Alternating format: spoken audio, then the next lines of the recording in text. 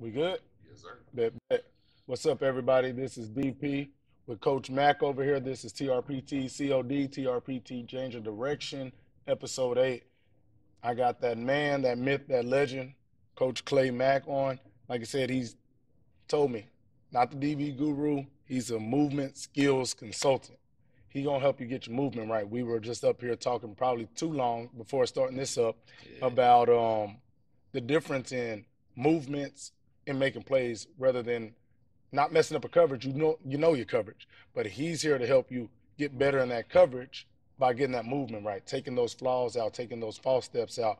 Man, I appreciate you having you on, Oh man. no, it's long overdue. You know that. It's been way too long. Yeah. Like I said, we've met back in the past years ago, right Yeah. when I first started training. This Yep. 20, probably 14, Yep. and finally we getting on, the same stage in the same room, and hopefully more things to come. But man, I appreciate you for having you in. I want you just to introduce yourself, tell the people a little bit about you. I know I have the background. Sometimes I talk about people, but like I said, I feel like it's good for you to be able to let these people know you really been in this game and really doing it. So what I tell everybody on here, this is not the Breakfast Club as far as the clown. We have fun on here, but it's the same as no. I want you to talk what's real. We ain't over here filtering nothing. If you got something to say it. So go ahead and let the people know. Gotcha. Yeah. Just like you said, Clay Mack. I'm a movement specialist. I kind of got away from the whole name of or the whole title of training or trainer per se. Just simply because I just think a lot of people are abusing it. Yeah. You know what I'm saying? I think our genre is becoming a little bit more saturated, and I don't think people are putting in the time to appropriate themselves as for that title per se. You know what I'm saying? Just like you before mentioned, I've been training for a long time. You know what I'm saying? Right around about 15 years or so.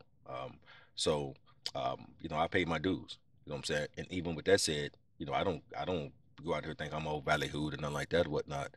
Um, I'm just an aficionado of the game, of our genre, and just trying to do whatever I can do to kind of move it forward, or what have you. I've been blessed to have worked with a lot of kids, a lot of athletes who have helped me move myself forward. To be honest, and I tell people all the time, when you're training athletes or when you're in affiliation with other people, okay, you're only as strong as the people that allow you to help to allow you to go along on that journey with them. Exactly. You know what I'm saying?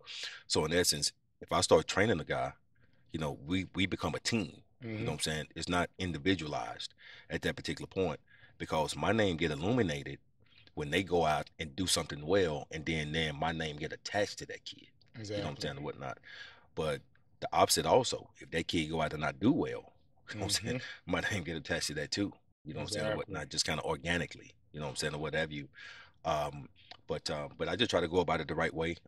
And for those who don't know, I train through science. So if it don't make scientific sense, I don't fool with it. To be honest, I'm a biomechanical guy, a functional movement, kinetics, rhythm, balance, and coordination as the preset for it.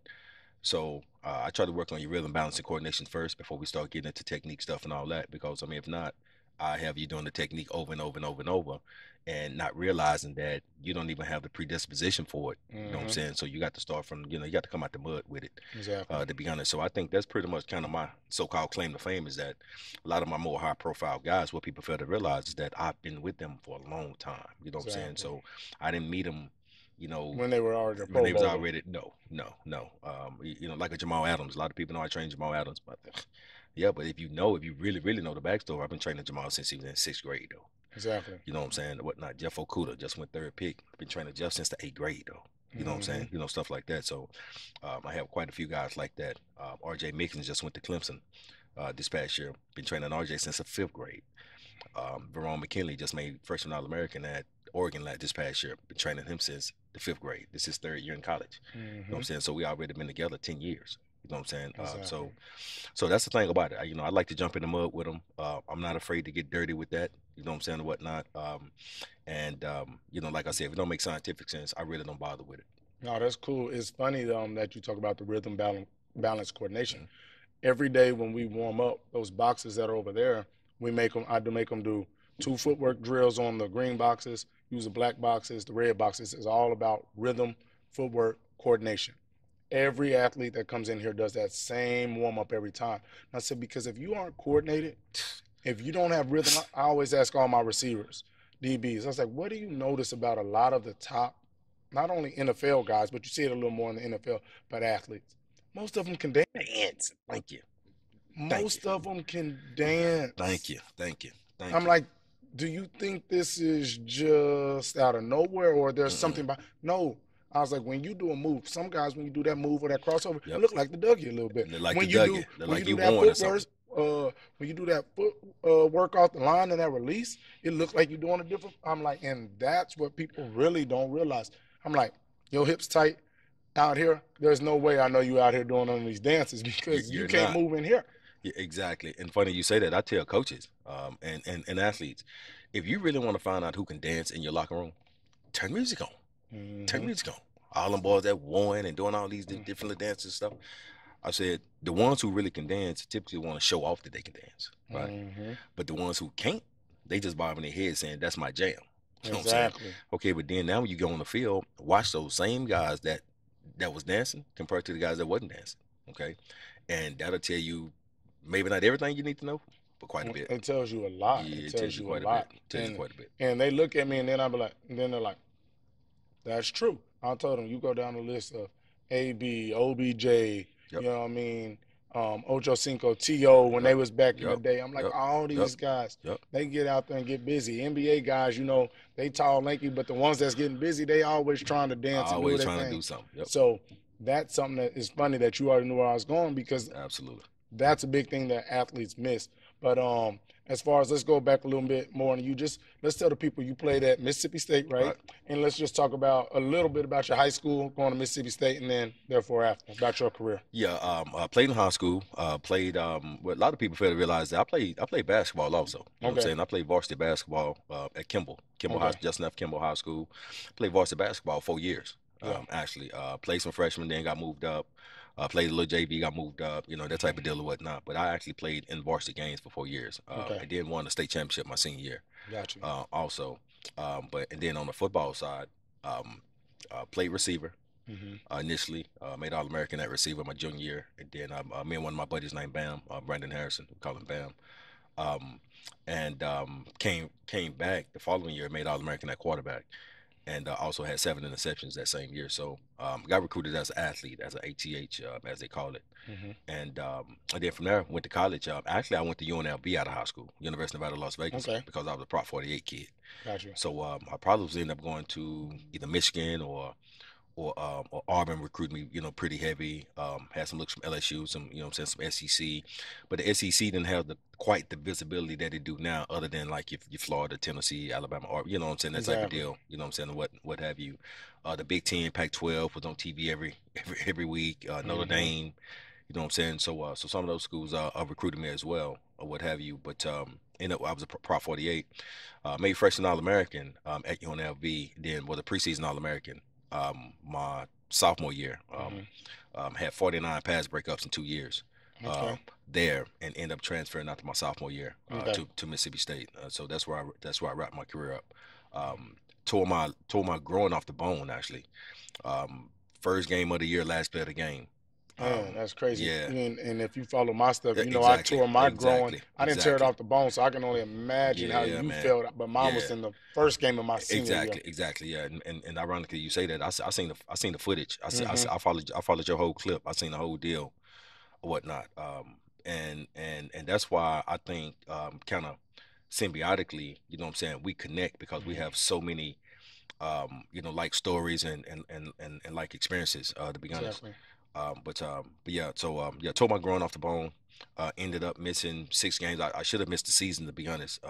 Just took cortisone shots to finish out the year, or Mm-hmm. what have you. Signed with an agent. Couldn't pass no physicals on my workouts. You know what I'm saying, and Mm-hmm. whatnot. So I came back home, kind of got in the workforce. You know what I'm saying, and what have you. And that kind of led me up eventually. Well, I got away from the game, to be honest, Yeah. because I just knew, just with my plight, with my athletic plight, you know what I'm Mm-hmm. saying. I've always been, an MVP type guy or one of the guys, top Mm-hmm. guys, whatever the case may be. So I just knew I was going to the league, to be honest. But then that happened, so it just went in the cards for me. And I think that leads up to present day in relations to why I'm so passionate about, what I do. You know what I'm saying? And I take it so serious, based on the Exactly. fact that I know how fast it can be. Your dreams can be kind of, taken away, or your course could be altered per se. Hmm. I'm saying altered, but it never was altered because God don't make mistakes. So Exactly. I'm on the path in that I was supposed to be on, saying to be honest. But yeah, so I was at work one day and got a call from my old high school coach, James Jones. He's passed away since, but called me and said, hey, I want you to come look at my DBs. Now, at that time, I'm probably 5 or 6 years removed, Hmm. easy. You know what I'm saying? I would say probably 6, 7 years or so removed from playing and or from college. And I said, okay. And, drove out. I was living out in Carrollton, so I drove out to Oak Cliff, went to Kimball, and thought I was going to be out there 30, 40 minutes.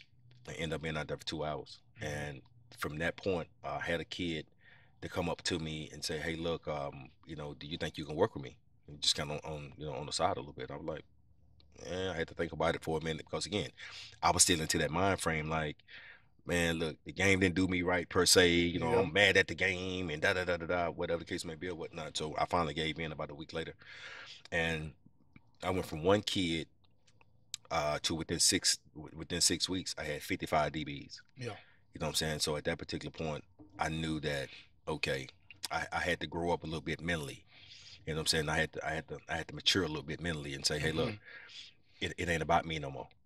It's not. You know what I'm saying? I have a gift, so I need to give back, and that what kind of drove my motivation. I was training with D-Rob at the time, so Hmm. him and I, he'll have receivers, I have DBs, and we pulled up one day and we had 110 kids. We started out with, I had one DB, he had two receivers, and at that point, we kind of knew that okay, something's different about this scenario situation. So prayed about it, and that prayer led me to start kind of leaning more towards, okay, let me dedicate myself a little bit more to it. And then it Hmm. got to a point where like I was disinterested in actually going to work. Now I'd be at Hmm. work thinking about training. You know what I'm saying? Exactly. What drill can I come up with? Da da da da da da da whatnot. You know what I'm saying? And 100%. and I preface that by saying a lot of the stuff that I see on IG and some of these, I call them N1 drills. Some of these guys do. Hmm. I tell guys all the time, man. We started out doing that stuff, so that stuff is old news to me. You know what I'm saying, and Exactly. whatnot. But what you got to do, you got to realize that what other stuff that's actually transferable. You know what I'm saying, or You what got to what have you? evolve in You your got to your evolve. work. You got to evolve. You I know what I'm saying? post You got to evolve. it's so funny. I post all, throwbacks from us being in the garage to old drills we used to Hmm. do to old clothes because I think that's the coolest thing that I like to see in myself and other people is the evolution. Yep. Is for you to realize, man, I sucked, but I got better. But I got Just better. just like in sports, when you was 5, you shouldn't have been as good as you were at 10, and Yep. then 15 and I agree. 20. There's nothing wrong with saying, boy, I look goofy out there in flag ball. Exactly. But a lot of people don't want to admit it. Like, bro, that was trash. Like, I'll be looking, I'll be like, what was it like for the time? Because, right, the sport evolves just like when you're doing underhand free throws. That's right. At the time, That's right. that's what was being taught, and that's That's what right. we thought. So it That's wasn't right. like we were intentionally saying, we think that this shouldn't be done and we're going, no, that was where was the thing at the time. Yeah. Just Yeah. like running Absolutely. with weighted boots on was the time, and now you got Exactly. Vertimaxes. Exactly. So I think that's what people fail to do is evolve and recognize that what you're doing is outdated. You need to update your program. Like I said, we got these iPhones right here.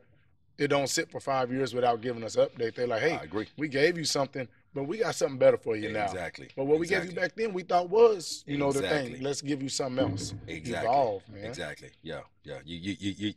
And speaking on what you're saying, you have to evolve. And to be honest, that's why I preface the whole conversation by saying that I train through science. Hmm. Okay. Because the thing about it is, um, the science element or the science aspect of it has already been done. However, Hmm. as humans, we constantly grow and mature and develop. So we still hadn't tapped into the full science that's out there. You know what I'm Exactly. saying? All right. So for me, I call it metacognition. Okay, which is basically the definition of it is challenging your own processes. Right. Hmm. Okay. So with that said, then the key words for me is that challenging your own processes. So I evaluate me all the time. You know what I'm Hmm. saying? So when it comes to, people ask me all the time, like, well, who you think the best at this, or, who's some of the top trainers and da da da da da da whatnot. Well, the thing that separates us as trainers is the fact that we have our own DNA. So I can't be better than you at what you do, Mhm. because the way you portray it and the way you see it through your optics, I can't look at it through your optics because you and I'm me, you know what I'm saying, or what Exactly. have you, right? And the only thing I tell guys is this: if you want to take score on somebody, what you will have to do is say, okay, here's the processes, right? It's 1, 2, 3, 4 processes that we want you guys to do, right? Then you can evaluate, say, who do these processes the best. Hmm. The whole thing about training, though, okay, is so varied, it's so organic in your thoughts, okay, it's so creative, you know what I'm saying, that Exactly. there is not a outline of, here's other processes and procedures Exactly. that you have to do, or whatever the We done case may seen be. people do it a It's a million million ways, different ways, you know what I'm saying, and they and athletes still get there. Like I exactly, said, you know what I I'm tell saying. people I don't judge a trainer by how good they are or not. I just look at like there's certain things that we know shouldn't be done. But other Absolutely. than that, that technique works just like this one works. Exactly. And it depends on the athlete, it depends on the scheme, it depends on the It's a system. lot of But factors. I just say the only thing I look at is like there's certain things that everybody can agree on, Yep. maybe other than this one guy, Right. that you probably shouldn't be doing that with your athlete. But in that, I had a kid tell me, I want to be the best speaker of my generation. I mentor him. I said, but who's the best speaker of the generation now? Who is that guy? And he was like, Eric Thomas. I said, that's my dog. But there's a lot of people that say Gary Vee. Then somebody say Right. Tony Robbins Right. and this and that. Right. And he's like, this and that. I was like, so then I just pulled up ET's net worth and then these other guys. I was like, they double, triple, and sometimes 50 times what Yep. he make. Yep. So now we can say, well, if you think that, but well, they saying this guy's speaking because he getting paid more. So like I said, but well, money don't. That's what I'm saying. There's nothing. That's I right. said, worry about being the best you Be the in best doing you. that because you can never be the best. I said LeBron and Jordan, as good as they are, people down talk them. So if they're that good at their sport, how are you gonna think nobody's gonna talk bad about you about being a 23-year-old speaker? I'm trying Don't to tell worry you. about being the best speaker. Worry about being the best speaker you can be. And You that's where wherever you fall in the pack, you fall, but you can't. exactly, and that's why. And I told the trainer a while back. I said, man, look, man, just stop trying to compete like Mm-hmm. with other guys, right? So Yeah. stop doing that, right? Okay, because think about it, it's only a competition when both people are competing. Mm-hmm. Okay, all right. And I tell people all the time, like they be like, hey man, I mean, like, this guy over here is competing with you, man. Da, da, da, da, da. I said, well, I mean, but you didn't hear me say I was competing with him though. So it's not a Exactly. competition unless I involve myself into that, into that competition, right? Mm-hmm. I said, other than that, he's competing with himself. I said, now, whether he understand that or not, that's on him. That's on them. That's on him. But I compete with me. I don't, man, I mean, really, I can care less what somebody else is doing from a training perspective. Okay. Exactly. Here's when I look at trainers, here's what I look at as it relates to what I might get from another trainer that can influence me. Mm-hmm. I'm a communications guy. So if somebody say, hey Mac, you have a unique way or a dynamic way on how you portray your message, right? Mm-hmm. How you create analogies. You know what I'm saying? All right, Mm-hmm. you can talk to a 30-year-old pro guy, or you can talk to an 8-year-old kid, right? And you can dumb it down based on whatever Exactly. they cognitive level of understanding is, right? Okay. And I know I'm speaking to the choir when I'm talking to you, because you have a background in education, right? So Exactly. you have to vary how you deliver that, what I'm saying, your curriculum per se, right? Mm-hmm. Okay. So for me, if I get something from somebody, it's if I listen to how you train, or what you're talking about, rather. All right. Your delivery or your example or analogy, I might take that. Mm-hmm. Okay. But I don't need no help developing feet and hips, and, Exactly. and how to transition, and what I'm saying, that type of, I don't need no help with that. Okay. But like I said, what I might take is, if we're talking about, I'm watching you develop somebody's feet, right? That message that you gave to them to make them understand that, Mm-hmm. I might say that message is attractive. Mm-hmm. I like how you put that, right? I'm gonna put that in my database. In the event that I come across a kid that's not getting my message, right? I can say, you know what, man, I was talking to DP about the same thing. We just talked about this about a month ago. You know what I'm saying? Mm-hmm. You know what? Let me see if this kid understand this analogy though. Okay. Exactly. You know what I'm saying? All right. And then once I say that, A boom boom boom ABC XYZ, and he, yeah, I got it, coach. Gotcha. That's what I would take for trainers. You know what I'm saying? 100%. How are you communicating your message? Other than that though, I really don't put too much stock in the trainers like that. You know what I'm saying? To be Yeah, honest. man. That. Other than like what you just said, if I watch and see I'm doing some good stuff, I might DM them like your work. So I'm like, Mhm. I don't even really elaborate. Like your work, keep going, da da da da da. That's it, and keep it moving. You know what I'm saying? Exactly. Other than that though, I don't get into all that other stuff. Yeah, no, that's actually cool to talk about because a lot of people, and it's not just trainers, it's everybody, right? Mhm. In whatever genre Mhm. you're teaching in or coaching in or whatever your field of work is. A lot of people are always competing with other people. Right. And I literally got a shirt made like 3 weeks ago that says "Stop competing and worrying about what everybody else is doing, and you weren't even better than you were yesterday." So let's talk about that a little, right? We're not worried about everybody else. So for years and years, like what I said, it's cool that me and you got on. Man, Mac better than you, DP. Rob better than you. I'm like, bro, Mac teach his way, I teach my way. He got his kids, I got his kids. I was like, I've talked with Mac. I said, that's the problem. Y'all worrying about me and Mac, and y'all battling in group texts and messages and this and that. And we ain't got no problems with. I'm like, bro, I'm like, We're, I've we're had not we're not two and even a half hour conversations with Mac on the phone. thank you. We're not even in the text. Exactly. Y'all organically putting us in something that we don't have nothing to do with. You Exactly. know what I'm I'm saying, and like, whatnot. I'm like, you do realize I've talked with Mac multiple times throughout this controversy Trying to that tell y'all you. are trying to create. Yeah. And then not only that, we've had an understanding for years. We're Yep. just trying to figure out how to put it together. Yep. I live way out here, he Yep. lived way over there, Yep. and we were closer in proximity. It would have been a lot easier as Yep. well. But I was like, that's the thing. Other people want you to compete just to stir this and that. But the best guys, and like I said, not the guys, but the best guys understand there's no point of jumping in there because whatever DP's doing ain't got nothing to do with me. Whatever Mac's doing, I'm good over here. And that's what I see from the best. The up and coming or the ones that aren't doing good, those are the one, right? You don't see Drake or Jay-Z ever starting the diss records. Now, if they respond, they respond Mm-hmm. because this depending on what you said or done. Mm-hmm. But I'm not going to go out of my way to just start something about you. Now, if I'm attacked, I'm gonna go.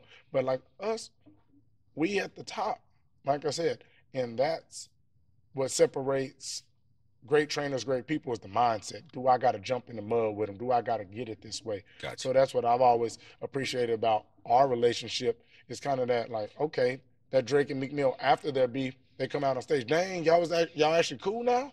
But we ain't never had that. We've always been cool because like you know what, we both at the top. Why are we doing all that? They finally figured that out now, but we've always figured that out. There's no point, regardless if we work, regardless if we agree on every little thing. There's no point of beefing over stuff that don't even matter, and Yeah. that's what I've always enjoyed about our relationship. Yeah. It's always been on a good terms. Yeah. And I piggyback on that a little bit. Naturally we used to get it, you know what I'm saying, or what have you. And I could never figure it out though. Yeah, I could never figure it out. So, one day me and Shep had this conversation, right? yeah, And as soon as I brought you in there, I said, hey man, what ODP them over there doing, man? Shep be like, bro, man, y'all need to hook up, man. And da, da, da, da, facts. da, da, da. I said, well, man, I said, you know, sometimes you hear stuff, da da da da da. He said, Coach Mack, when I tell you DP love you, man, I said, like I love him. He was like, yes. I said, what are we doing? I said, what are we doing? He said, man, you always come in on his stuff that you love and da da da da da. Man, y'all had Shep doing the drill to where like his feet was on boxes, like he'll pop down and pop back Yeah, up on the box and pop down. yeah, I said, man, man, dude, cold. You know what I'm saying? Whatnot. He said, Mac, y'all need to hook up, man. And it just been that hit and miss type of deal and da da da da da whatnot. But when we really should have hooked up, yeah. back when we had that meeting back at And Chili's in Oak Cliff, Cheddar's Cheddar's. in Oak Yep, Cliff. You know yep. what I'm saying? Off And of whatnot. 20. Yep. Of 20. You know what I'm saying? That's when we really should have Yeah. kind of smashed gas on some stuff And a or lot of whatnot. and a To be lot of it honest, also, I never forget that. yeah, dealt with. I tell people it's all about timing as well Mm-hmm. because, like I said, at that time I was teaching, so a Gotcha. lot of the stuff, like I said, it's hard to do a lot of things. So, for instance, when I had my Adidas stuff, Mm-hmm. I missed out on a lot of opportunity with that. I can't go flying around the country or go to this event or shoot this new commercial and this and that. Especially for when they was doing it at that point, they was giving out shoes, they was giving out clothes, which is cool. And then you get some, but I'm still the person like, bro, I can afford my own shoes. Right. I can't be missing work. Right. That's my work at school. Right. Every weekend to be doing that. I went and did the Super Bowl party with them, right? That's big. Your principal understands that. Oh, they invited you to the Super Bowl party? But every Friday you can't leave because they want you to do a shoot. Absolutely. So that's why I tell a lot of people, it also is timing, right? I'm building. You have been established more, but I'm also teaching. My days were 16 hours long. So I'm to the point, like we talked about before, that now there's off days or slower days because I can afford them and you have your own time to yourself. But back then, it was just a grind. There's no planning. When you don't have any time, you can't plan anything, right, other than just go make money. Work. Now I'm to the point where it's like, hey, let's sit down like we're doing now. Absolutely. There was no way a year and a half ago when I was a teacher I'd have to do this because right after that, I got to train from 3 to 9. Then they'd be like, oh, DP, let's talk. It ain't that I don't like Mac. It's like, but that's going to take 2 hours. Yeah. In 2 hours, I could have made $300. I ain't got time to talk to you, man. Not that I don't like you, but now that's why I said I'm glad we're in here and we got this because I think this is going to be the first of many things that we're going to pop off with. But, yeah, I think that's the thing. I'm going to look in the camera. Trainers, whatever, stop competing with each other. Go help. Go collaborate. The biggest thing is when you find somebody that you feel is like on your level or even above you and they want to take you on, go get with them. Learn something. I learn stuff from a lot of guys. I tell people all the time, I'm not the best trainer in the world. I'm a great businessman, and I learned how to put a great business together, and I'm a really, really, really good trainer, great trainer. But there's so much to learn, not only from trainers, but the guys you train. That's what I like training about the NFL guys. I used to sit there and put them through drills, and they love the workout, but I'd be like, how did you like that drill? What did that drill do for you? Would you want to do that drill again next time? Oh, every time. What about that one? I would say let's put that right after the warm-up as we still go on. I ask questions. I'm not scared of feedback. I have other trainers that hit me up and be like, hey, you might want to do this. Mind you, I could be like, bro, you ain't got half the facilities I got. My brand is bigger than yours. But I'm like, I like what he's doing, and I'm going to implement that. And the next time we go in there, I'll be like, bet, hey, I used it.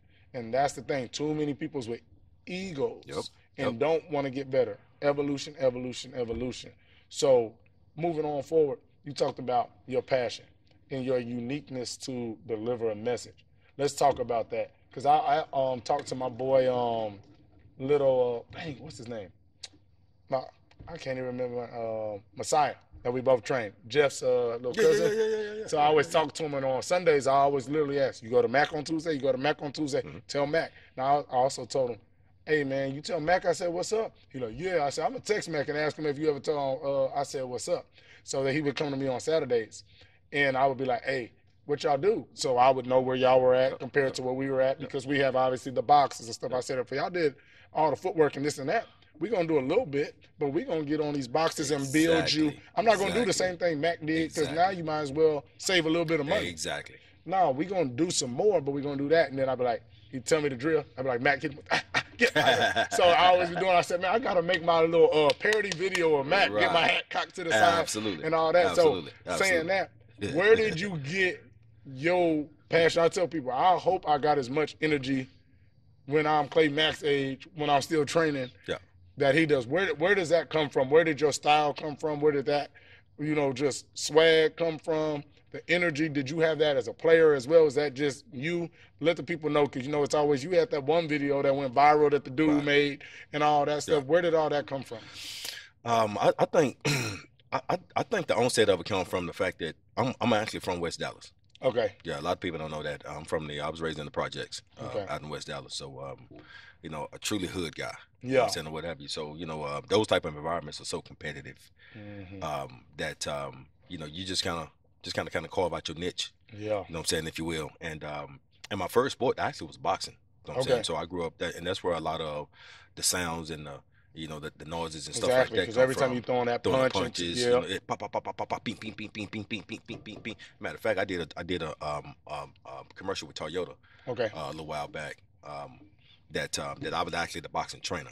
Yeah, I do. Yeah, I do remember that. Yeah. Yeah. So and when I got called for it, Actually, it was through Danielle Serency Jones, who owns Power Hands. You know what I'm Yep. saying? So I'm sponsored by Power Hands, and so she asked the company that was actually filming it, because they got the contract to do it, and they said, well, you might want to check with Clay, you know what I'm saying, or whatnot, because he's animated in his training and this, that, and other whatnot, and he's an energy guy, you know what I'm saying, and what have you. So we got to it, and they didn't even realize that I had to, you know what I'm saying, kind of like the boxing background, you know, whatever case may Exactly. be or whatnot.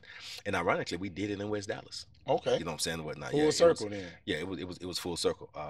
So, but that's pretty much kind of where I get it from. I grew up in a house with two of my other cousins. I was the youngest. I was youngest in the house.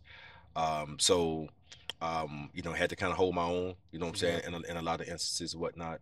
And being in that type of environment also is that, you know, you never know, man. You might have to fight any day, at any time. You know, everything might be cool at 4 o'clock, 5 o'clock. You might be in a brawl. You know what I'm saying, that type of deal or whatnot. You know what I'm saying.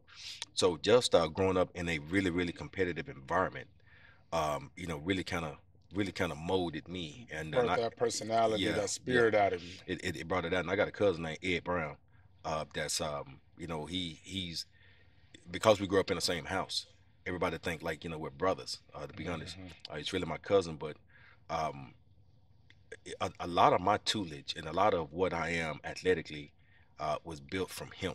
Yeah. You know what I'm saying?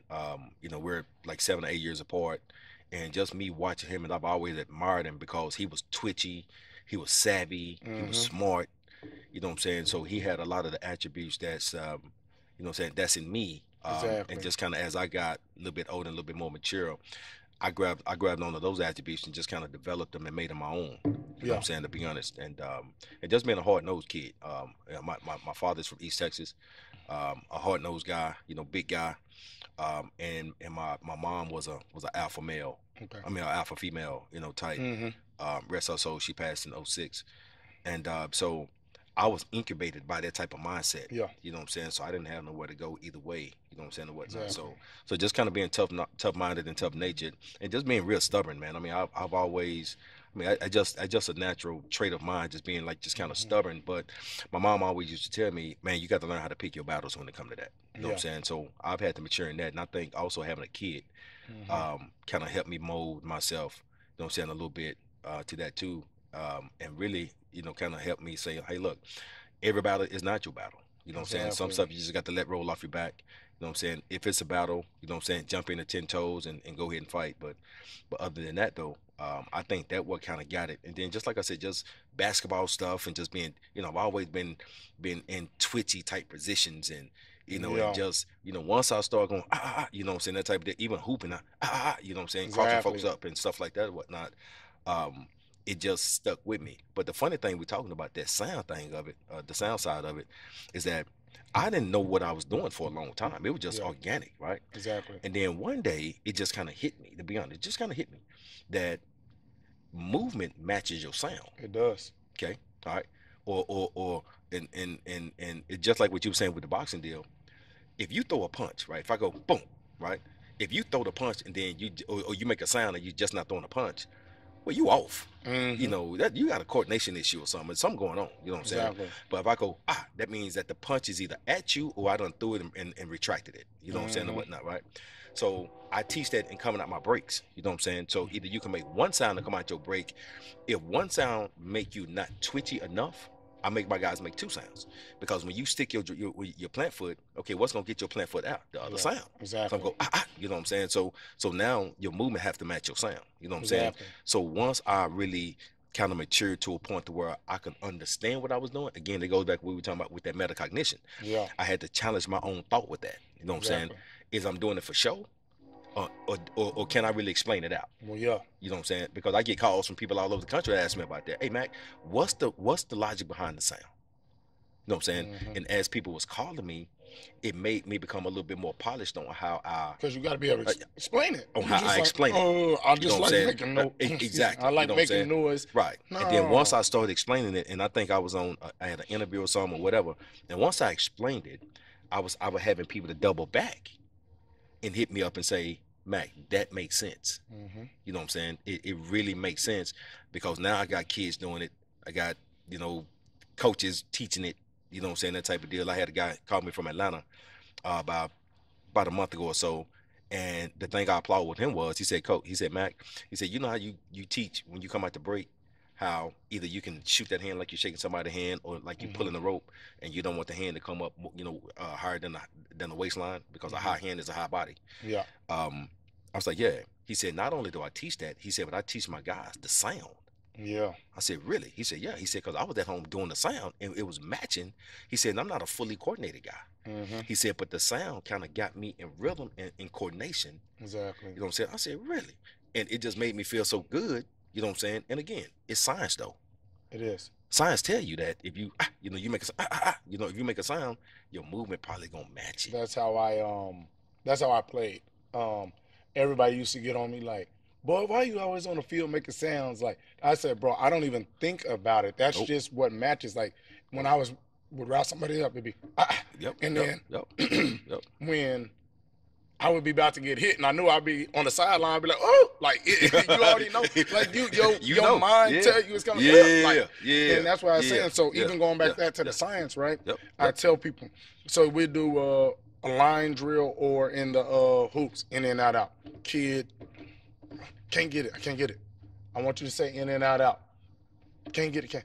I said, I want you to say it, not in your head. I want to hear it out loud. And then all of a sudden they can do the drill. I was like, so you just became a better athlete? No, you're now understanding how to put two and two, mind and body together. Literally, I'm like, I want to hear you say it in and out. That's right. And then, they're embarrassed because they make, I'm like, no, this is not an embarrassing thing. This works. This works. I was like, if you see dancers, when they're first learning, the best, they're counting it. 5, 6, 7, 8. That's right. 5, 6, 7, 8. 1, 2, whatever they're doing, because they're trying to put their mind and body and get that rhythm and coordination. And I think, see, once again, like whatever you say or I say, we're able to piggyback off it because we actually do this. Like these are things that we think about, and I think trainers really don't really think about the science of it. Like, no, I'm not the most scientific guy where I'm gonna say this muscle and like I know the muscle groups, but I'm not gonna sit there and try and give you anatomy and all that. But I'm gonna tell you the things of mind and body and why the anatomy works. But I'm not about to try and be, a doctor in here. But I'm going to tell you why it's doing it. I tell people all the time, how can you, like, the thing that irks me the most is when kids are doing like high knees, or when we do our footwork warm-ups and they're doing same arm, same leg. I said, if you ever do that outside of here and somebody asks you where to train, don't tell them here. Don't tell them here. Because I was like, because we get on y'all that I try and even show them. And I said, I've done it in my mind, can't even fathom of how to do that. I said, how are you doing this? And then not even knowing. I'm trying to do it consciously and can't do it. And you're doing it and just, and you don't even know you're doing it. I said, that's a coordination issue. That's a coordination thing. You have to get coordinated. And that's why I tell a lot of my kids, and that's why we do those boxes. Because it shows you, right when you do that, you same arm, nope, same arm, same leg, nope, opposite arm, opposite leg. So that's really big for me, of like I said, piggybacking off the sounds, because I make them up, down, down, in, out, or whatever we're doing. Or when we're doing wall drills, running 1, 2, 3, and they do 1, 2, or they do, no, say it out loud, 1, 2, 3. You're now going to do it. You can't go 1, 2, 3 and your leg going to do one more. I agree. That's not how, or something like I said, a very disconnect right there. I agree. So yeah, that's a big, and I'm glad that you even mentioned that, because a lot of cats be like, man, what Matt doing that for? Like, I'm like, first of all, I know why he's doing it. I don't know if that's why he's explaining, because I ain't talked to him. But like I said, you talk about, let me think about, am I actually out here just being cool, or is there a reason why I'm doing this, but it's cool as well? Like, and there's nothing wrong with that. I tell people, whatever you're selling in the world, socks, ice cream, sodas, trainer, if you can explain why your stuff is the best and make it make sense to somebody, that's half the battle. That's half the battle. Half the battle. That's the biggest thing. But people can't make it make sense. I tell people, when I look at trainers, once again, it's not about how good or indifferent I am from you. I want to at least be able to look at the screen and be like, I might not know exactly what he's telling them over there, but I should know a little bit. There's guys I look at and I'm like, bro, I've been training for 7, 8 years now. My pop's training for 25, and I have no clue. Idea what There's you're no doing. way I shouldn't have any clue of anything. I might be like, he could be teaching this, but he could be teaching that. Exactly. When I have no clue, that's a problem to me. That I agree. Guys of my stature, your stature, other people out here can look at a video and literally have no clue. So I can only imagine the 13-year-old kid that's like, huh? We doing what? Yeah. Well, and to piggyback on that point also is that I think sometimes, and I told the trainer this one time. I said, you train too fast, right? You know, you need to slow your training down because you got to realize, man, people learn differently. Okay, you know, whether they auditory learners, you know what I'm saying, or they visual learners, you know what I'm saying, or hands-on learners, or whatever the case may be, or whatnot, or a combination of some of those aspects, that you need to slow your training down sometimes, right? The best example I can give of that, and I told one of my guys one time, I said, I'm gonna give you some game, right? Okay, I said, because the thing about it is, I'm trying I'm trying to help our whole genre move forward, right? Exactly. I said, here's for the people who don't like trainers, you know what I'm saying, or consultants, or you know, whatever you want to call yourself, right? I said, in order for you to help your kids understand movement, right? Walk it. Walk it. Simply walk the movement. I tell my guys this every day. Walk the movement. Well, hey, coach, I can't quite get this. Da, da, da, da, da. Oh, okay. Well, walk backwards. Okay. So a lot of guys, especially at DBs, they get their pedal speed up so fast. And I tell guys, man, your pedal speed is this. You got the school zone pedal, right? And you got that you got that street that's 45 miles an hour where you're not going too fast, you're not going too slow. That just kind of cruise speed, right? I said, then you got the highway, right? I said, man, your pedal should never be on the highway. Man, I said, how you gonna stop? That's my point. And how you gonna transition properly, right? With good balance, right? When it's time for you to get on the highway with your pedal, it's time to open up, son. 100%. You know what I'm saying? First and foremost, right? You know what I'm saying? But the thing about it is, when you walk it, jog it, then run it, a lot of times trainers don't walk it because they want to see the final results right now. They want to see what they're thinking. They want to see it full speed. 100%. Right? So it can make them look good, right? The thing about me, for instance, right? I've gotten to a point to where, and that's when I keep going back to the science part of it, because I'm so technical, right? Because I had one of my buddies say, hey man, I'm talking to a guy one day and your name came up. I said, okay. He said, and the guy made the statement that, well, you know, I love Mac, but sometimes he might get too technical. Okay. So I told my buddy, I said, okay. I said, do you know this guy? He said, well, I run across him every now and then. I said, oh, okay, well, you the messenger. Okay. I said, so I'm going to send you the message back, right? I said, you tell him this when you come back across him. I'm too technical for you. Exactly. I said, I never dummy me down for you. Exactly. I never do that, right? I said, especially if I'm not teaching you. If I was teaching you, that's one thing, all right? I said, but to look at a video and not knowing, just like what you just said, and not knowing exactly why I'm doing what I'm doing. Exactly. You know what I'm saying, or what have you? I said, you'll never know. You have no idea what that kid was having a problem with. You have no idea what that kid was having a problem with, or you have no idea of his learning capabilities. You know what I'm saying, or whatever, right? And again, that's why I say I hang my hat on the messages and how trainers deliver their message. Because can you adjust yourself based on, if I got 10 kids in line, I might have to teach this same drill 10 different ways. You know what I'm saying, whatnot. Okay. It is the concept is the same, right? Yeah. Okay. The content, but the context of it might have to be a little bit different. You know what I'm saying? Based on this kid, based on his level, based on the level he's on, based on his background, a whole different extenuating factors and circumstances that might be, you know, centered around that. You know what I'm saying, for that matter. But again, I tell all my guys, if you really want to learn how to do any kind of movement for that matter, walk it. Because when you walking something, your body typically don't let you be goofy. Exactly. You know what I'm saying, doing it, right? Exactly. You know what I'm saying? So if I walk, you know, north and then I had to turn around and walk back south, okay, well, why would you have to step over yourself and bend to get back on that line?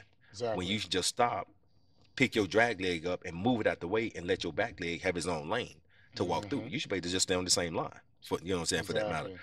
But, you know, guys like us who really get functional and biomechanical movement, you know what I'm saying? And I'm going to piggyback on what you said a little while ago, as it relates to the science of it and not making it a science class. Yeah. Man, when I tell you, that's one of the things I say all the time. I'm not going to make my training session a science class to my athletes. Exactly. Okay. My job is to break the science down and put it in layman's terms for my athlete. Exactly. You know what I'm saying? And I just said this the other day.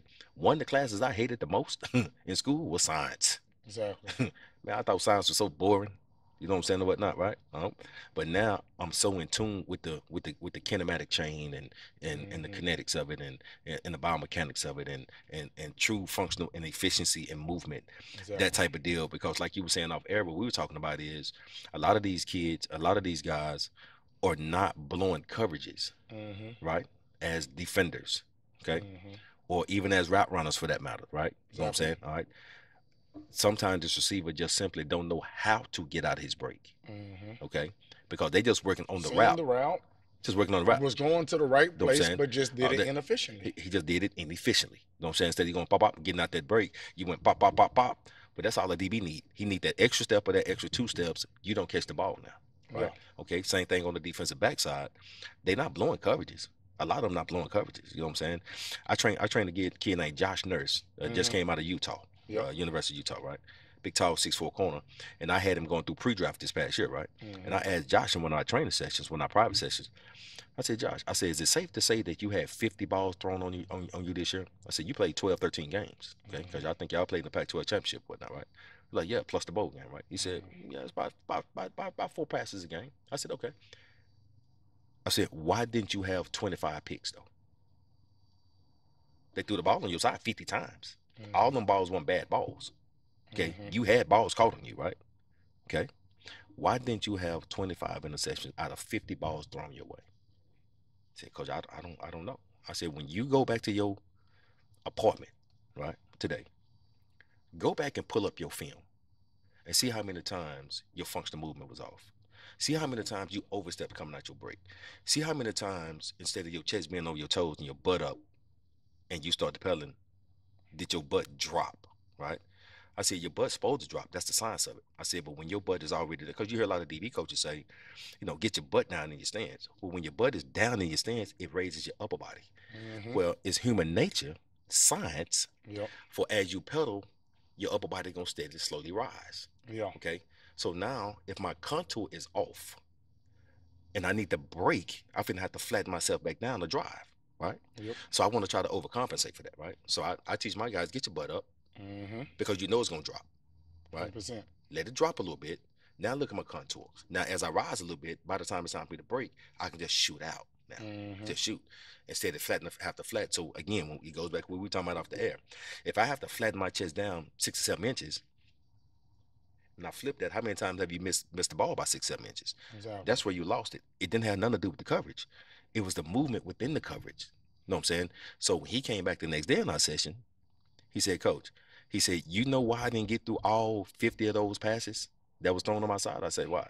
He said, because it disgusted me. I was disgusted. When I got to by play 8, 9, or 10, I was disgusted of the lack of functional movement or movement efficiency that I was going through. He said, man, some of my breaks were so wide and just so over exaggerated. He said that I didn't even want to watch the rest. He said, but I didn't know that until I started training with you pre-draft. Exactly. You know what I'm saying? I said, like I said, it's not the coverages that you guys blowing, it's the movement within the coverage. And that's when I've been so poignant about us hooking up, because I know we speak the same language. Exactly. You know what I'm saying? All right. And strength in numbers. You know what I'm saying? 100%. Strength in numbers. And I told you a while back, some of the stuff that you do can greatly and vastly impact me for what I do from an execution standpoint. Exactly. You know what I'm saying?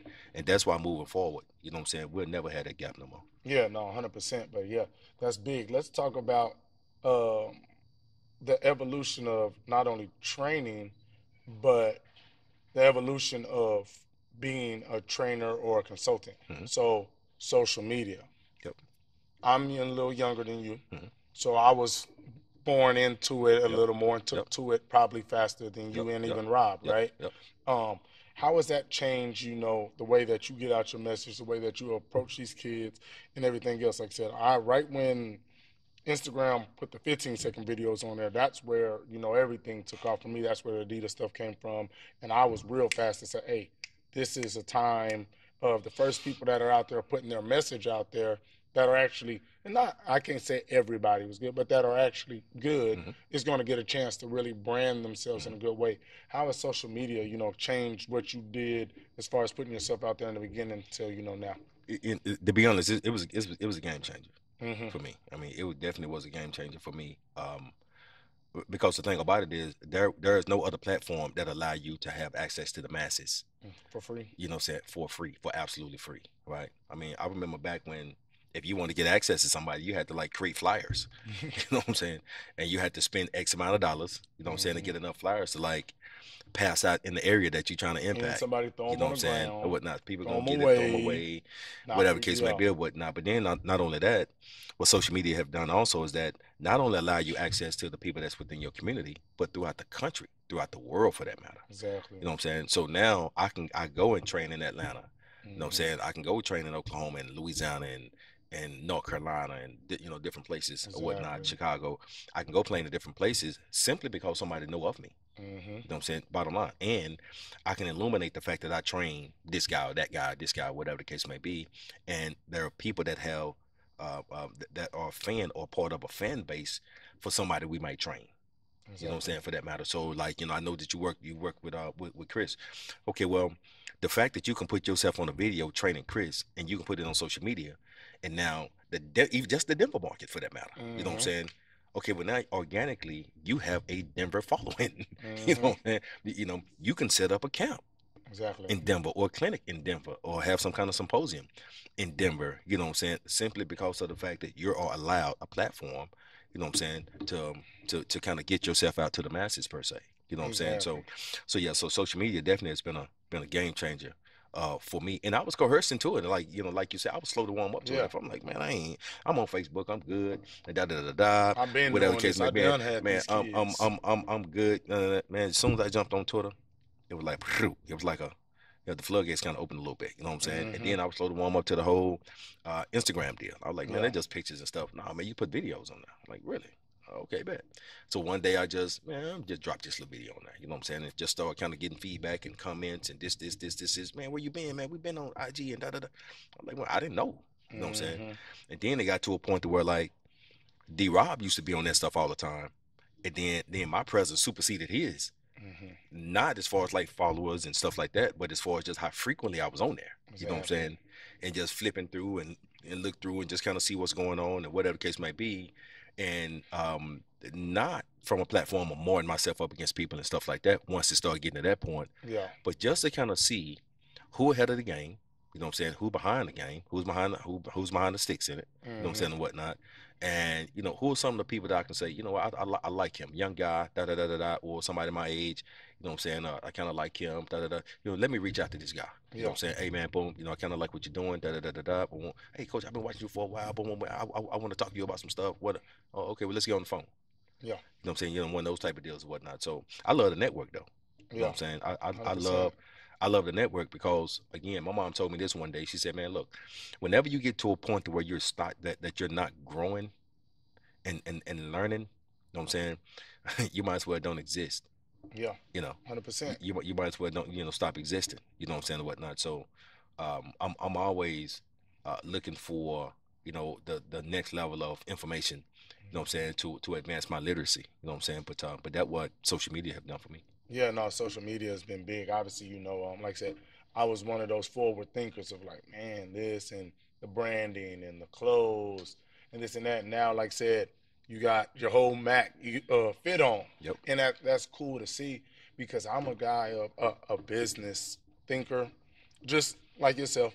I was like, man, it'd be cool to see, Mac D Rock get on this. They already got the following, get their clothes. Yeah, it's just smaller things because now that gets you to the Toyota commercial, right? Because it's like this guy has this stuff under. He's a good trainer, consultant, whatever, but he don't seem like what I mean. He's that business guy. Once I seen myself doing it, you, Rob, guys across the country, I was like, this is about to blow up because the better you are, the better I am because that creates more opportunity. If you can go on a commercial, now I can say it's possible for me. That's why I tell people it's all about being appreciative of other people's successes. Exactly. If I make I five, like if that. I was able to say, I Mac, like I that. made $5 million last year, strictly training, you shouldn't hate. You should be like, dang, I made 50,000, but 5 million's out there. You should be happy every time somebody breaks a barrier down That's for right. you. That's And right. people don't see it that way. They want to compete and be mad and say why somebody. I'm like, bet I want people around me to be as rich, famous, successful, whatever they want to be as possible. Because now once you see it, you be like, bet it's possible. There's a blueprint out there. Now I just got to get my hands on that and execute on it. So that's what I love seeing you, Rob, whoever, my boy TA out in Florida Gold Feet, and whoever that I talk to, do different things, work with different guys, get on a commercial, get a billboard, whatever. Because I'm like, bet it's possible. Now let me go get it. So that's big with me. Let's talk about one of the coolest things you talked about. You and Jamal Adams. So the first time I ever seen Jamal was at the Nike camp at what was that at? Allen. Allen, yeah. And him and KD Cannon was out there. Yep. And KD, he a speedster. Yep. Everybody going crazy. And I think KD, they was probably talking about KD a little more because how fast he was. I said, I ain't never seen a DB like that man out there heaping. Said this boy was jumping routes, said pedal prettier than I wasn't even training at this time. And if I was, it might have been for 2 weeks. I went out there with my pops because they had been doing the night camps. I was like, that dude right there is different. I said, KD is nice. He gonna run some deep balls. He'll do good in college. That one right there, that's when I first seen Jamal. So you have been working with him, like I said, you said 6th grade? Yep. Okay. What was it like to see all that payoff, him be a top pick, and you be in that draft room with him? What was that like? It was euphoric, man. It was surreal on so many levels.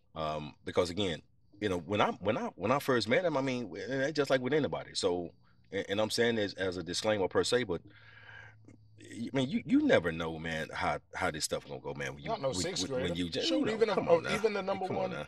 even the number one You know. recruit in the nation, don't mean he about to be an NFL star or It even don't. make it there. It Let alone don't. a 6th It don't. grader. You know what I'm saying? So, I met him through one of my buddies. I met him and his family through one of my buddies named Al Cotton. Al Cotton passed about 8, 9 years ago or so. And Al and I was actually teammates at Mississippi State. And he was already training and coerced me into started training. But how I really met Jamal and him is that there's a team called the GA Giants, which is George Adams is Jamal's dad. So they was called the George Adams Giants, the GA Giants for short. And the reason it was the Giants because Jamal's dad, what a lot of people don't know, or they might know, that he was a 19th pick of the draft when he came out, first round. Got drafted to the New York Giants by Bill Parcells. Okay. In that group, or what have you, and Jamal was playing running back because that's what George played. So he was being groomed out of running back. That's why he wore 33 because his daddy wore 33. You know what I'm saying, in the whole nine. So, I met him back then. Got called out to a game that they was playing because my buddy Cotton was the defense coordinator for that team. And at halftime, I talked to the defensive back group. He was like, "Hey, Mac, man, I need you to talk to my guys because I'll play defensive line." You know what I'm saying? He's like, "Man, I need you to talk to my guys, man, and tell them, here's kind of what they doing, da da da da da."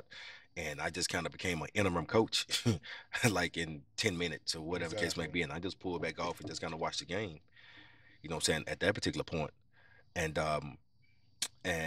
after that, we just kind of created a relationship, you know what I'm saying, with the dad. Yeah. You know what I'm saying? And then 2 years later, I started coaching actually that team.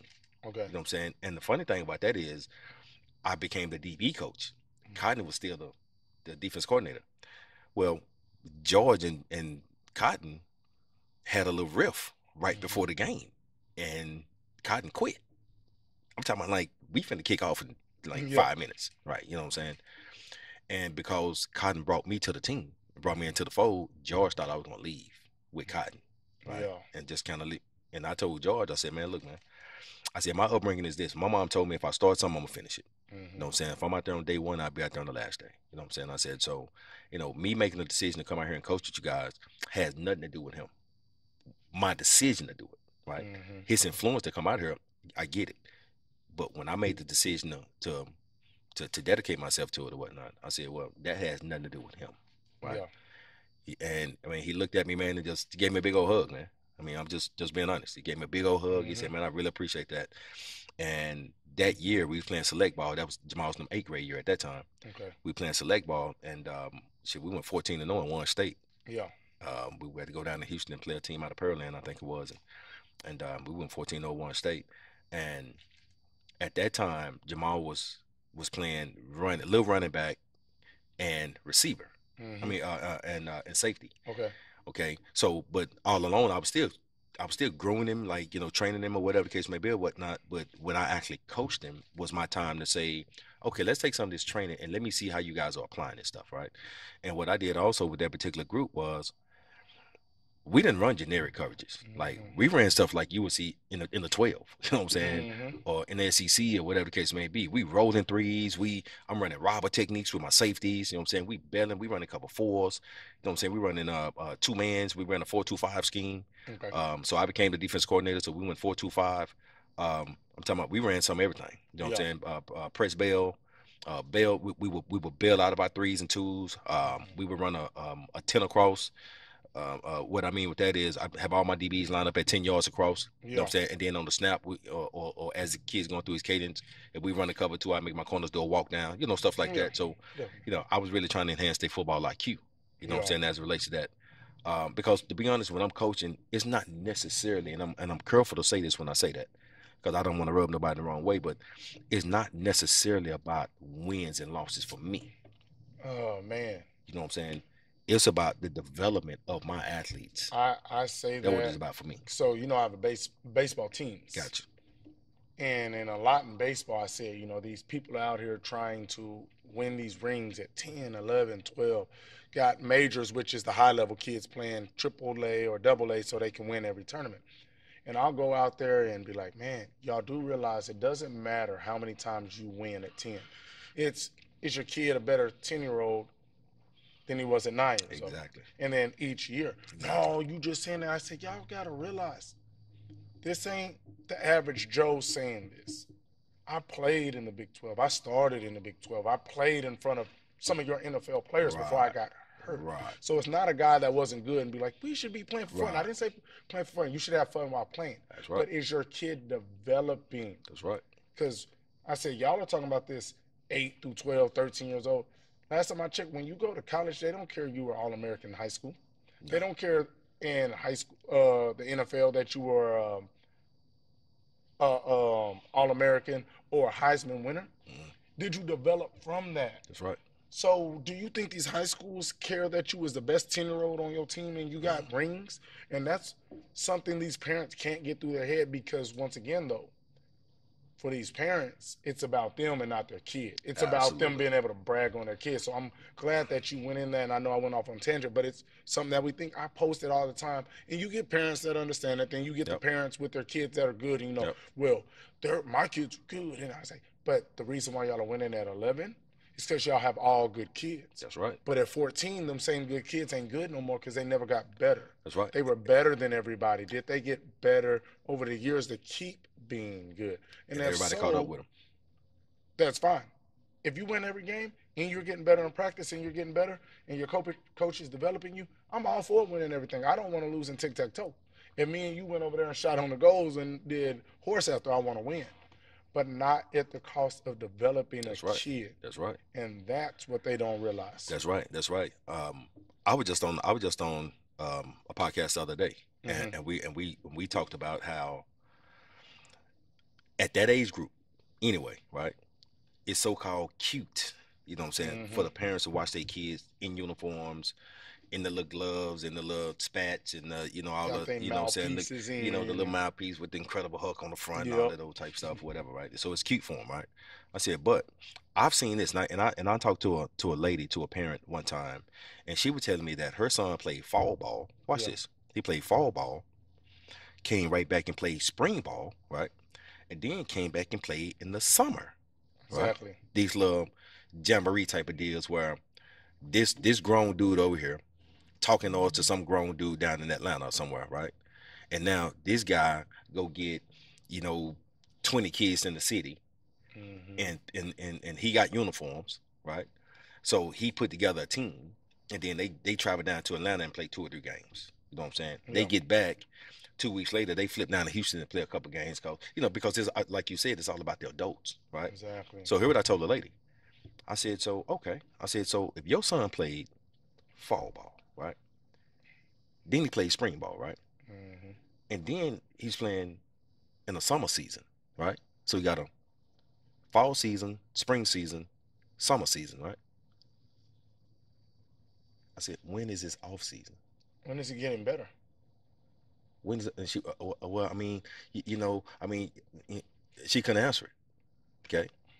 I said, ma'am, your kid at 10 is going to look the same way at 12 Mm-hmm. because you're not taking the time to develop him. I said, and think about this. Okay. If y'all playing 8-minute quarters, right? 32-minute games, is your son playing all 32 minutes? No, he's not. He's playing offense, and when defense on the field, he's on the sideline. Or if he's playing defense, when offense on, he's on the sideline. Okay. If he play offensive defense, he don't go from offense straight to defense. He spot play. If he's a defensive starter, he spot plays on offense. They got a package for him. And then you got to realize They got a couple of plays. in different That type of deal. sports, when you're doing all this, such as football, every play don't come to your side. So that's just a play off where you're not even working the technique because you see it immediately. Run over there. So you just jog across the field. Okay. So that's I said all that to say this too. Exactly what you're saying. Once you condense the amount of time that your kid is actually active in a game, it's gonna come down to 2 or 3 minutes. Mm-hmm. Out of a 32-minute game, when you say, okay, that play was 5 seconds, that play there was 7 seconds, this play here was 6 seconds, okay, and you condense all that time and you add it up, your son played 40 snaps or whatever the case may be, all right? Mm-hmm. Your son got a total of 2 minutes, time 10 games, Mm-hmm. right? That's 20 minutes in a season. 20 minutes in a season. Yep. Right? A whole season. So you mean to tell me you've wasted 2.5 months for 20 minutes of development? Exactly. Are you serious? And if it was good development at that, was it? No, it wasn't. Exactly. Because it was non-structured. Yep. You know what I'm saying? It was non-structured development, right? So a lot of that stuff, that kid didn't do what he would have done in training because there was no training. Yeah. He's out there playing sandlot football in pads. That's pretty much all he's doing. He's playing sandlot football in pads. So I don't get it. I literally put a video out on that on my Instagram. I said it, and it actually had Lil Messiah in it. He was over there, Judah was here shooting, and I was just like, hey, when you play year round, if you're throwing a left hook and it's wide, when you go into that next fight, you're going to keep throwing wide because you're not training. That's right. If you take your 3-step drop and you keep taking that extra fourth one, in the game you're going to take an extra fourth one. You have to get in a structured situation where you're comfortable enough with learning. That's right. I said there's one of the examples I gave, Lonzo Ball. His shot was like this. But in basketball, we know they play year-round a lot of times. So he's going to keep going into every game shooting because he doesn't have enough time to train. Because if I train for a little bit but not a full couple of months, I'm not comfortable going into that game working on something I worked on for 30 minutes last week. I got to go back to what's comfortable. That's right. You have to unlearn and relearn something. Right. And then he goes in the NBA because, like I said, it only works till it don't work no more, right? He got to the level where it finally didn't work.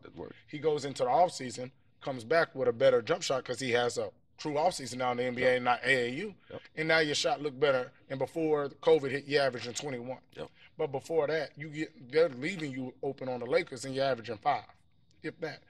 That's why I tell people, if you don't develop your kid, at some point, it ain't going to work no more. It's not going to work no more. And then when it don't work, you're going to look crazy.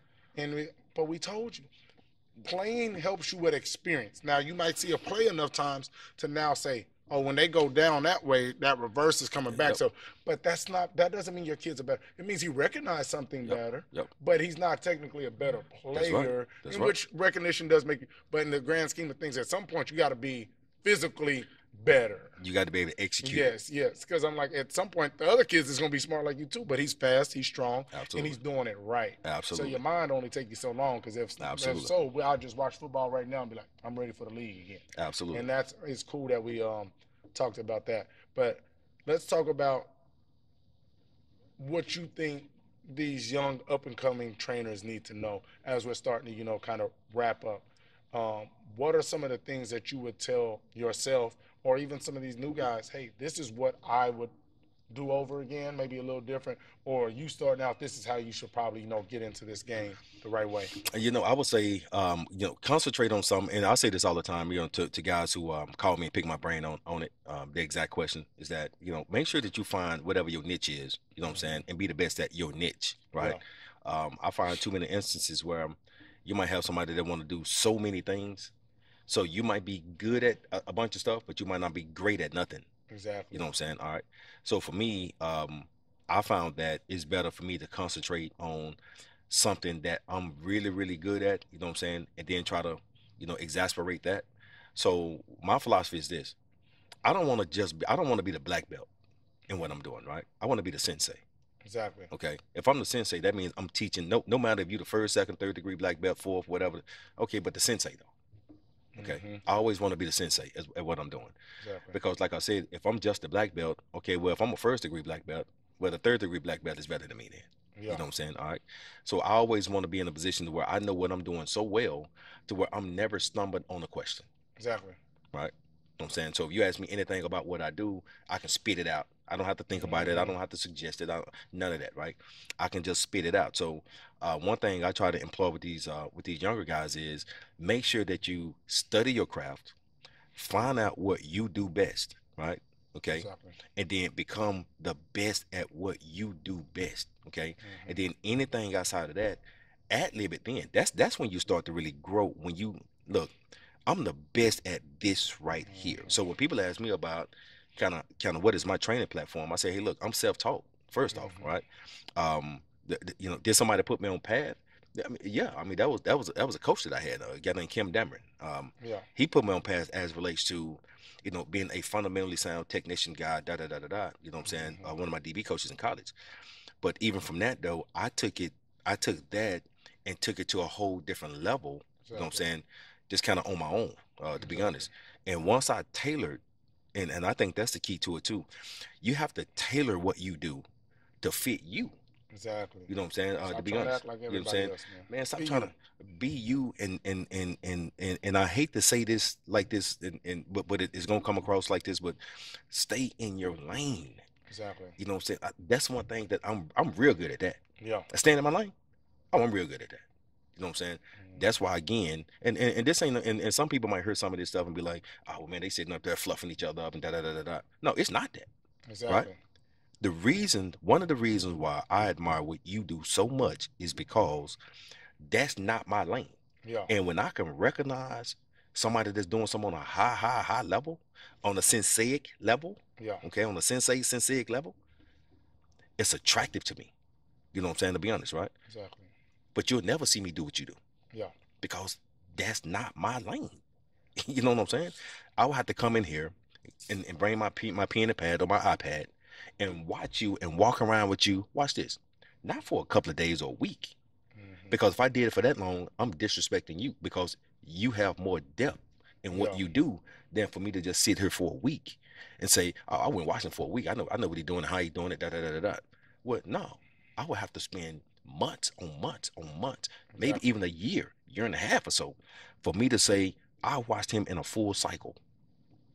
I watched him in a season, out of a season on a couple of different sports. Yeah. So you understand what I'm saying with that? No? Exactly. Yeah. So I watched him transition himself from, okay, with this particular sport, okay, they more upper body heavy, you know what I'm saying? Da da da da da. That what motivates their movements. But on this particular sport, they lower body kind of heavy. You know what I'm saying? We just need the functionality up top to assist with the lower body, that type of deal. Mm-hmm. Da da da da da. So I watched him transition himself from this sport to that sport. Watch this too though. And not just from sport to sport, from boy to girl, Yeah. from female to female, because physically they're different. 100%. You know what I'm saying? 100%. That type of stuff. You know what I'm saying? Got to Whatnot, do right? so many more You things for got the to do hips, knees, and ankles for the female. And we exactly, talk about it. ACLs is exactly like literally a sprained ankle for the for, women for the women. in their Exactly, sport. So exactly. what you talking about staying in your lane, a lot of people see. I tell people I train every sport out there. But why it's in my lane is because when the volleyball girl come in and be like, you train me in volleyball? I say, yeah, on your movement, your explosion. I said, I'm not about to tell you now. You'll see us doing drills to incorporate so that, but I'm not saying. I say what you know how to do. Show me what you know how to do, and That's you your have a lane. trainer on. But I'm not about to tell you how to jump up and spike the ball. And with That, my soccer people, They literally we'll do certain stuff. And I'm like, you're gonna do this, this, and this on the movement part. Now, when you do this soccer thing, I want you to do this move that you already know how to do. I'm not going to say, now there's certain movements in a kick where I'm like, you missed that because of this. But I'm not out here trying to teach a soccer player how to be Ronaldo. I'm trying to teach them how to be faster and move better. That's why people see me train so many sports, because I do movement, we do speed, we do explosion and agility. I'm not sitting there telling, now there's baseball, I played that at a high level. I was a way better baseball player than football.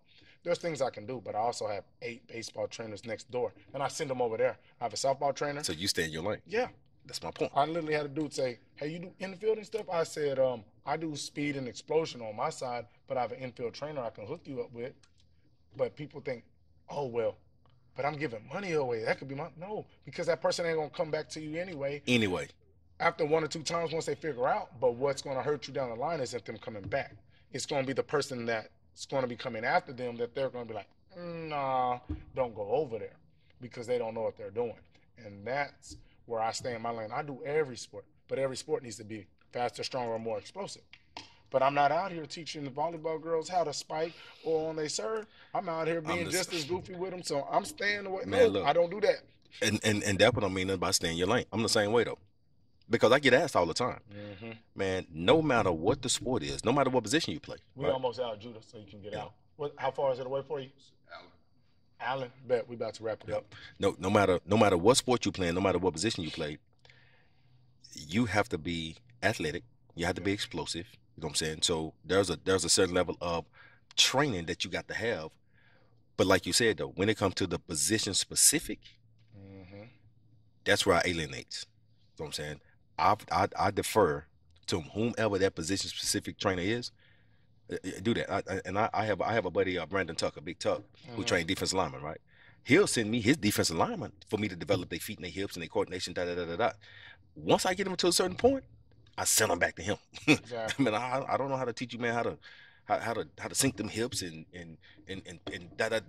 do all the pass. Man, I don't know how to teach you how to do that. You know what I'm saying? You're not a DB, so it is what it is. So I stay in my lane with that. No, that's big, man. Like I said, I think we could probably go on for another 3 days straight. I agree. But this won't be the last time you'll be on, and obviously this won't be the last time you see me and Mac together. But this was episode 8 of TRPT Change Of Direction, TRPT C.O.D. Y'all follow us, like us, comment on YouTube. You know we got the Instagram. It'll be on Facebook, Twitter, all that. But, man, I appreciate you, man. Oh, yeah, man. Oh, yeah, man. Like I said, this won't be the last. This is just the first. And it just was that timing thing. So for all y'all out there wondering, y'all see us sitting down, y'all see how in sync we are, and we've been knowing this. Y'all didn't know this. Facts. And it didn't matter. Facts. But now y'all do know. And just know y'all going to see some good things happening at the end of 2020. We got some stuff on the horizon. We got some stuff on the horizon. Just know it's a lot of good things coming, man. But y'all have a good one. Remember, like, share, comment, subscribe, do all that. This was episode 8, TRPT COD. We out.